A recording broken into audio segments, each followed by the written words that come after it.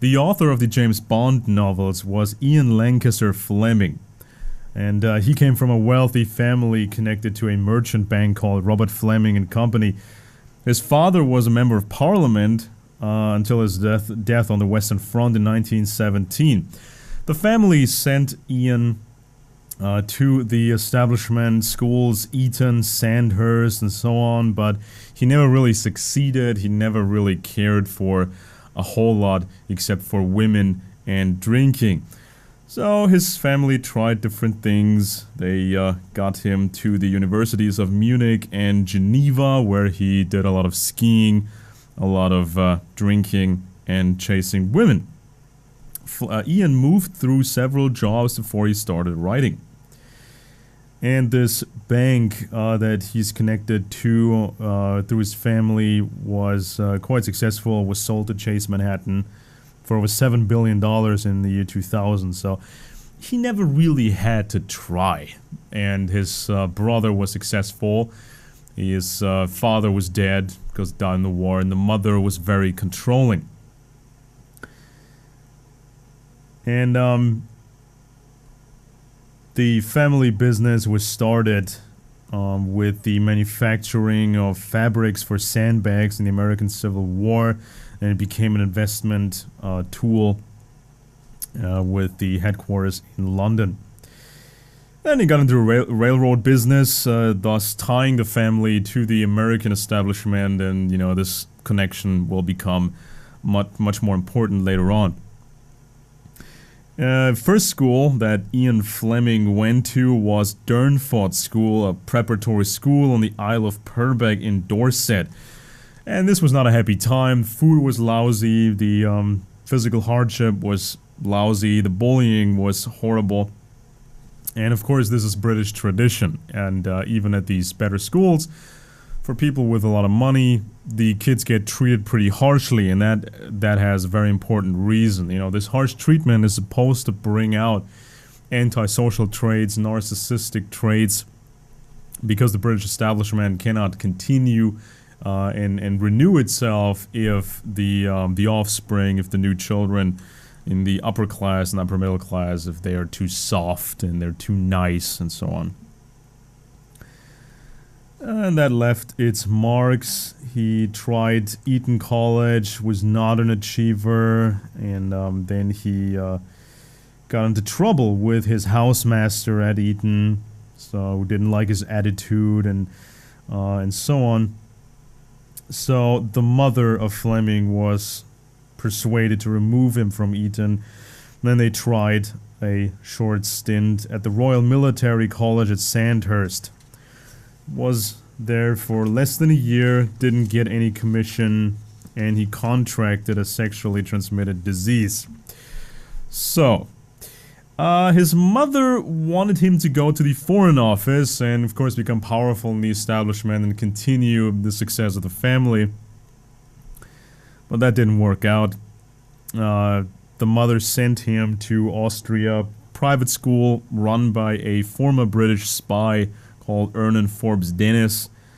So he improved his language skills, did a lot of skiing. That's why the James Bond character likes to ski, or, well, there's a lot of skiing in the movies, and lots of fancy locations, fancy European and international locations. Of course, that's what Ian Fleming could afford, while many other people could not afford. He applied for entry to the Foreign Office but failed the examinations, and that's something that occurred many times. He failed and he failed and he failed, and the establishment didn't really want him because he wasn't really qualified for anything. And the mother again intervened, and she tried, and she was lobbying Sir Roderick Jones, head of Reuters news agency, and she was successful. Her son was given a position as a sub-editor and journalist for the company. Isn't it funny how this all ties together? This aristocrats like Sir Roderick Jones running the news agencies. And this is a common theme. This is one crowd running news agencies, running the espionage business, running the empire, and so on. you will see a lot more of these connections later. So, running entertainment, running news, running the empire, running the espionage. He spent some time in Moscow, covered a Stalinist show trial, applied for an interview with the dictator, and he only got a signed note that this meeting was not going to happen. Then the family of Ian Fleming wanted him to get into banking, so they got him a position where he was completely unsuccessful. He also tried to be a stockbroker, was unsuccessful. So, he had lots of affairs. He was having an affair with a woman who was married to a baron. And this woman, she had an affair with somebody else, with the heir to Lord Rothermere, owner of the Daily Mail. Again, news media, entertainment media, and aristocrats. Finally, his calling came. Ian Fleming was recruited into the Navy. He became the personal assistant to Rear Admiral John Godfrey, Director of Naval Intelligence. Which was odd, because Fleming had no real experience as a spy. Now, of course, when he went to Russia as a quote-unquote journalist, there are suspicions that he was already training as a spy. You know, he was kind of doing the legwork necessary to earn the trust of his superiors, to kind of get respect in the intelligence business. So, that might have happened, but still, being a little spy, you know, pseudo-journalist, you know, that's not really qualifying you to move into an important position in naval intelligence. But still, somehow, maybe with the help of his family, he got that position. Even Fleming's biographer Andrew Lycett notes that Fleming had no obvious qualifications for the role. And Ian Fleming never became a James Bond type character. He was never a field agent, never a superstar, never a soldier like this. But he was a guy who did a lot of the talking between different government agencies, did some liaison with the Americans, what later became the CIA. He was kind of sort of involved in that a little bit. And he was selecting targets with other people. So he was sitting in a room and looking at, you know, different targets on a map in Europe and choosing and picking targets for special forces who were operating during World War II in Europe. So, not even the special forces guys liked Fleming because they thought, you know, what does he know? And he called them Red Indians, and that was not very, very professional. The whole working relationship was not very professional at all. And his superior, Rear Admiral John Godfrey, he was kind of a difficult person too. He wasn't very popular, so he let Ian Fleming do a lot of the talking. And Godfrey made a lot of enemies within government circles. So Ian Fleming was going back and forth between the government's wartime administration, secret intelligence service, political warfare executive, special operations executive, joint intelligence committee, and the prime minister's staff. He devised a lot of ploys and plots against the German, but nothing really good. A lot of outrageous ideas, and Fleming also met with Colonel Wild Bill Donovan, was President Franklin Roosevelt's special representative on intelligence cooperation between London and Washington. And Fleming went to the United States and kind of co-wrote a blueprint for the OSS, which later became the CIA. And if you know the history of the CIA, they didn't have a clue about spying at all. They were just copying the British model of special operations, and in the first years, the CIA basically was dominated by this concept of training these little groups and sending them into this Cold War. And most of the times this failed because the Russians had infiltrated Western intelligence, and so the Russians always knew what was coming, they knew the operations, and most of these CIA operations failed. Fleming was put in charge of Operation GoldenEye between 1941 and 42. GoldenEye, of course, the name of a famous Bond movie, and I think also a Bond novel. So he was supposed to prepare an intelligence network in Spain in the case the Nazis invaded Spain and controlled Spain at a later point. Then you had all this special forces, commando stuff, the 30 Assault Unit, the T-Force, Target Force, chasing documents, doing stuff, assassinations, the whole bit. And Fleming sat on a committee that selected the targets for the T-Force unit. They listed them in the black books that were issued to the unit's officers. So these T-Force guys, they did a lot of these famous operations, discovering Nazi rockets and other experimental research, experimental weapons. Some of that stuff made its way into the Bond novels, especially Moonraker. And a lot of these classic Bond villains were Nazis or former Nazis, closet Nazis.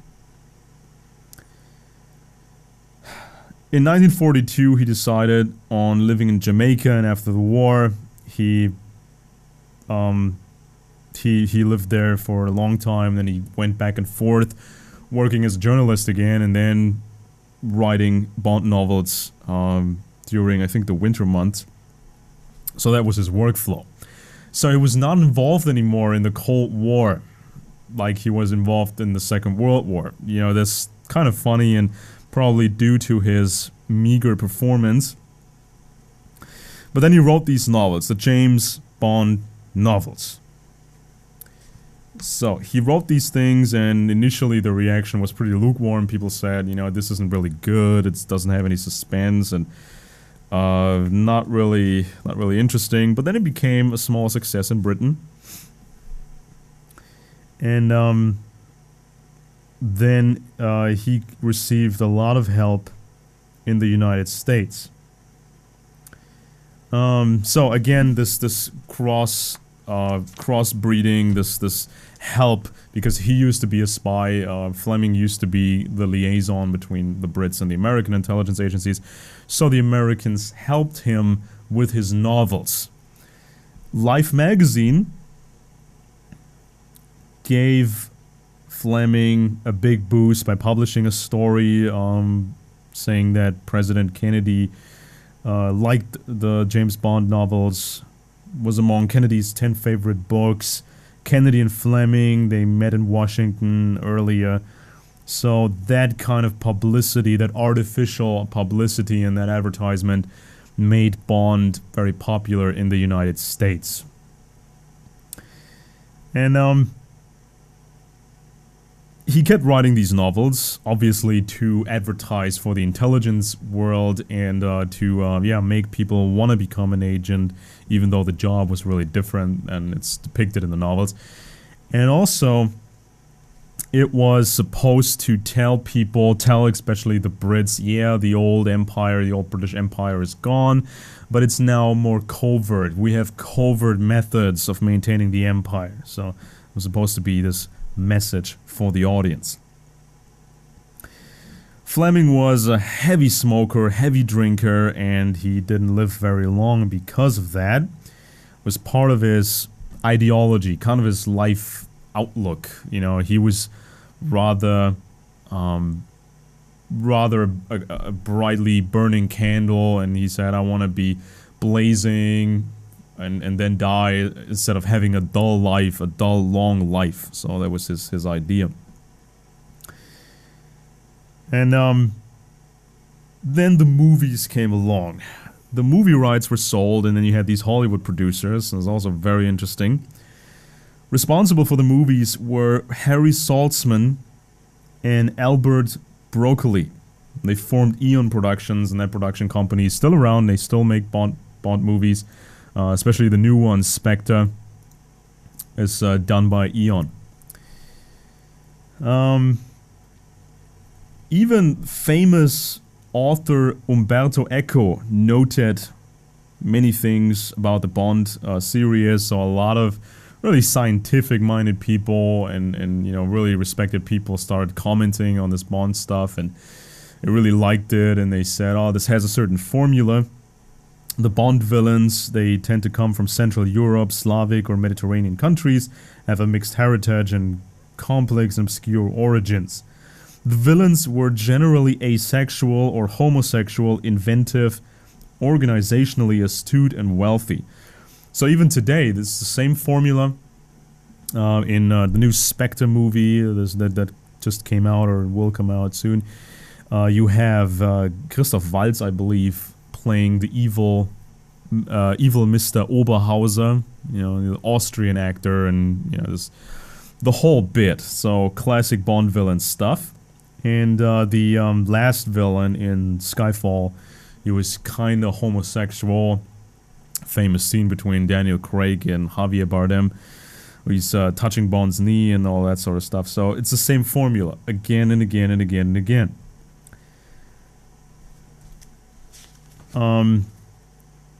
Yeah, and lots of throwbacks to this World War II sphere.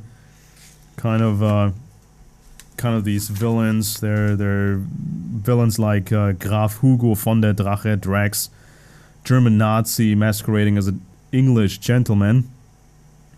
Hammerstein, former Gestapo officer in For Your Eyes Only, and on and on and on.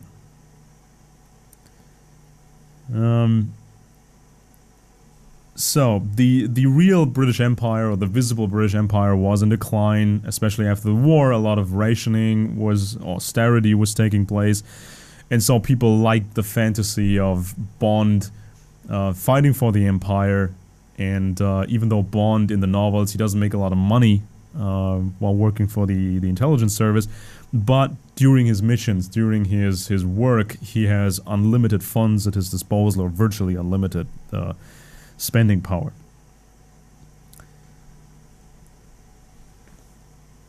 So, the formula is always the same. The head of MI6, called M, gives Bond a mission. Bond meets the villain, meets the Bond girl. There's a back and forth. Bond gets captured. He gets tortured. He escapes, kills the villain, and, you know, rides off into the sunset with a Bond girl. And there's always a secret super organization. It's kind of its own player in this East-West conflict, even kind of Illuminati style, playing these both sides against each other. So Bond is, in certain ways, like the author Ian Fleming. A womanizer, traveling through Europe, heavy drinker, heavy smoker. In the novels, Bond is a heavy smoker. In a single novel, Bond consumes wines, different wines, champagne, whiskey, bourbon, soda, scotches, whiskey, vodka, martinis, brandies, schnapps, gin, German beer, so he's a super heavy drinker. But Bond's performance is never affected by this. In the novels, James Bond even sometimes takes amphetamines to boost his performance. Now, in the movies, so you had producers Albert Broccoli and the other guy, Albert Broccoli. Hang on a second, I'm confusing the names here. Albert Broccoli and the other guy, Herschel Zaltzman.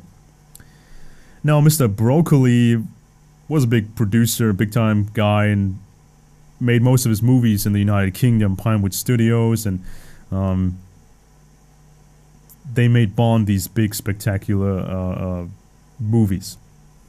And Broccoli was born in New York City, came from Italy, kind of this Calabria region, and his cousin supposedly was a mobster, Pat DiCicco, and this is an interesting connection because the CIA had a working relationship, or maybe still has, probably still has, working relationship with the Italian mafia in the US and in Italy, especially in the south of Italy.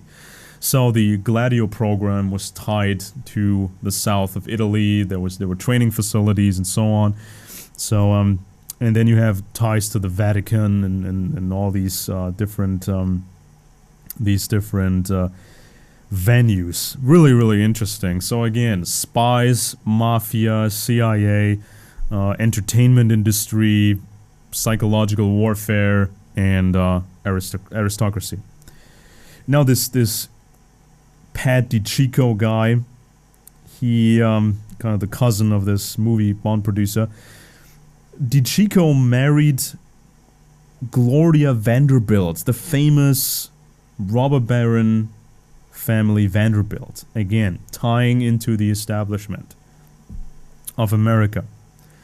Gloria Vanderbilt, she went to Hollywood. She married DiCicco, and he was abusive and supposedly was beating her a lot. And at some point, DiCicco was beating up a comedian who then died.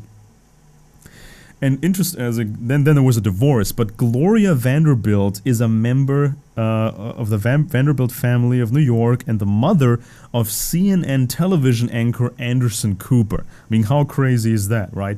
So you get like this, just again, like Ian Fleming got his job at Reuters, which was headed by an aristocrat, and then, of course, you have here the mob, and you have the Bond movie producers, and the mother of CNN television anchor Anderson Cooper. And then we have Herschel Saltzman, better known as Harry Saltzman, because, of course, a lot of people didn't want to hear Jewish names, or they kind of wanted to hide that, so they called him Harry. And Herschel Harry Saltzman, he once enlisted with the Royal Canadian Air Force in British Columbia, which of course, well, Canada is part of the British Empire. So, again, tying into all this, into this establishment, he was serving in the Canadian Army in France, received a medical discharge in Ontario, and then joined the United States Psychological Warfare Bureau because he wanted to get back into the action, get back to Europe. Isn't that interesting? So a guy who fought in the war for, for Canada, for the big British Empire, the Commonwealth, then goes into psychological warfare, then goes into the entertainment industry and becomes a producer of the James Bond movies based on the novels by a former British guy who selected Special Forces mission targets. It's just totally crazy. So, and then you have all this talk about esoteric, occult elements in the James Bond novels and the movies. Especially Freemasonic symbolism and all that. And certain people, they have looked at this and written books about them. Most books about this are kind of boring. I've looked at them. And so, there's a lot of material that, yes, Ian Fleming was interested in Aleister Crowley, Dr. John Dee. He was reading a biography of John Dee while he was writing the first Bond novel. And there are certain interesting parallels between Ian Fleming and Aleister Crowley. Both of them had an espionage background. They were interested in the occult, and they were hedonistic. Drugs, alcohol, women, and so forth, and all this clad into an occult system, justifying this kind of thinking and lifestyle. So James Bond is a modern knight fighting these super villains, and that kind of ties into, the classic occult Hollywood and the fantasy genre. Now, of course, Bond is not exactly the same as Harry Potter or The Matrix or Star Wars, which is always the same kind of story. The obscure, frustrated, unhappy protagonist is plucked from obscurity, plucked from his boring life, meaningless life, meets a fantasy creature supernatural creature, gets introduced into this new fancy schmancy esoteric world where he learns the magic, he learns his craft, becomes a master of the craft, joins this guerrilla war, and then is victorious over the big enemies and so on. So it's not exactly the same, but it kind of ties into that, because the Bond novels and the Bond movies, they're exaggerated, they're fancy. The villains are somewhat larger than life, and what Bond does is larger than life. And he was a guy, an unhappy guy, unhappy family situation, and he gets plucked from obscurity by the MI6, and he becomes a superhero in his own right while he's on the job, and fighting these super villains, and always coming out on top, drinking like a sailor, but never being in trouble because of that, never underperforming because of that. So that is James Bond. So here you have it. Here you have it, a world-famous franchise that ties into an establishment that treats its own offspring pretty badly, to bring out the bad traits and to keep this empire going, keep this elite going the way it's been going so far. And it's an establishment that's controlling entertainment, that's controlling the espionage, that's controlling the news industry, the news business, and it's rewarding loyalty, and it's choosing loyalty over talent in many, many ways. So enjoy your Bond movies, have fun while you watch them, but of course be well aware of what it is, and look for subliminal messages. Look for these interesting little tidbits about the intelligence agencies, the propaganda placement, the advertisement for intelligence agencies, and so on. And many people have argued that political correctness has sort of neutered James Bond, because in the Pierce Brosnan Bonds, in the Pierce Brosnan era of Bond movies, suddenly Bond had a female head of MI6, and he wasn't allowed to basically hit women, his Bond girls, any longer, and so on. But even in the earliest Bond novels, you had pretty strong Bond girls. They're either intelligence agents or law enforcement, or they're successful syndicate leading criminals. So even in the 50s and 60s, where feminism really wasn't a big thing, he kind of portrayed this kind of superwoman, this kind of super Bond girl, or this kind of thing. So that's something that is consistent through the different years, and is consistent even today. We hear a lot about the new Spectre Bond movie, the new Bond girls, and supposedly they're fighting just as much as he is, and they're sometimes even they are as good as he is, and they sometimes even surpass him. It's all part of this esoteric union between the male and the female, and then of course they need to have sex, and Bond is part of this whole union. Remember, in the first Daniel Craig Bond, Casino Royale, in the novel, Vesper Lind was a Russian agent, and then she fell in love with Bond, but she still kind of betrayed him, but then she betrayed her own people, she betrayed the Russians, and that's why she got killed. So Bond, she's not a fighter like Bond, she's not suave and a fighter like him, but she still fools him. So she's on his level. And in the movie, they changed her to a quantum agent, an asset of the group Quantum. But still, she fools Bond, and she betrays Bond, and so we see them, they are on an eye-to-eye level. So this is the fancy, really crazy background of the Bond franchise.